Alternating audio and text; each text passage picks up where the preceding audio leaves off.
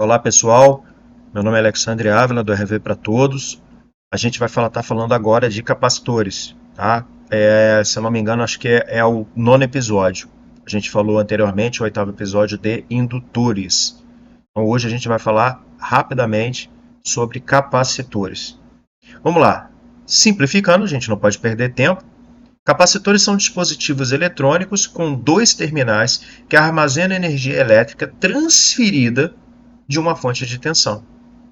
Se você remove a fonte de tensão e isola eletricamente o capacitor, ele guarda a energia elétrica armazenada, como se fosse uma bateria. Ah, o capacitor é igual a uma bateria? Não. Bateria é um processo químico em que os elétrons são ou lacunas ou elétrons são deixados nas extremidades. O capacitor ele absorve esses elétrons entre as placas e pode armazenar. Óbvio que o capacitor não é perfeito. Com o passar do tempo, essa carga vai desaparecendo, porque os elétrons e as lacunas vão se combinando por causa da própria estrutura do capacitor. Bom, se você curto-circuita um capacitor após a carga, ele vai se comportar como uma bateria. Então, a corrente elétrica vai fluir rapidamente do polo negativo para o positivo, sentido real, até a descarga total.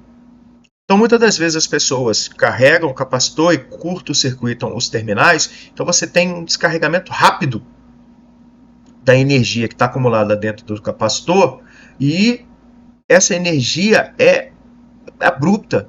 E isso pode vir até danificar o capacitor, chegando até mesmo a explodir. Ok? A grandeza do capacitor, dos capacitores, é medida em farad. E seus submúltiplos mais utilizados são microfarad, nanofarad e o picofarad. Existem diversos tipos de capacitores. Cerâmicos, poliéster, eletrolítico, tântalo, variável e outros mais. Então aqui a gente está vendo uma animação na qual eu carrego um capacitor e ele fica carregado. Quando eu curto-circuito os terminais, a energia é neutralizada pelo excesso de elétrons de um lado e falta de excessos de elétrons do outro.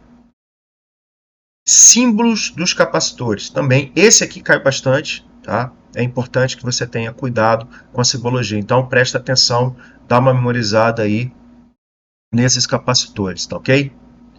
E agora o principal dos capacitores é a associação. Então você tem que tomar cuidado. Por quê?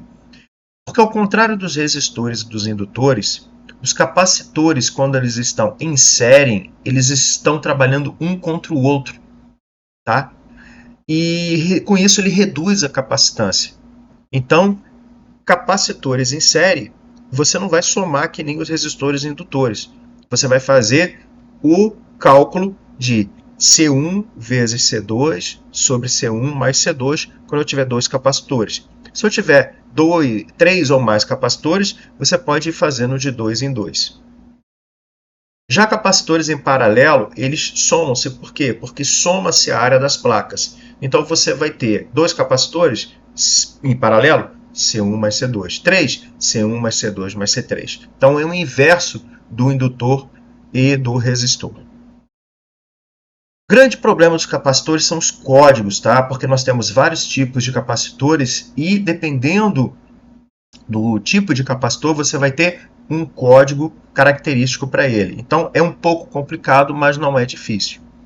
Então vamos partir dos capacitores em poliéster, que é esse que nós temos aqui coloridos. Então as faixas seguem muito o dos resistores e dos indutores. Então você vai ter aqui as faixas para você estar lendo. Então é faixa, faixa, multiplicador, tolerância e tensão nominal. Tá? Então você normalmente vai ver as tensões nominais de 100, 250, 400 e 630 volts. Tá ok? Já os capacitores de cerâmica, você vai ter sim um certo trabalho para decifrar. Normalmente você tem primeiro o número, segundo e o número de zeros. Então fica muito mais fácil. Já as letras que vem no capacitor cerâmico é a tolerância. Então tem que tomar cuidado com isso.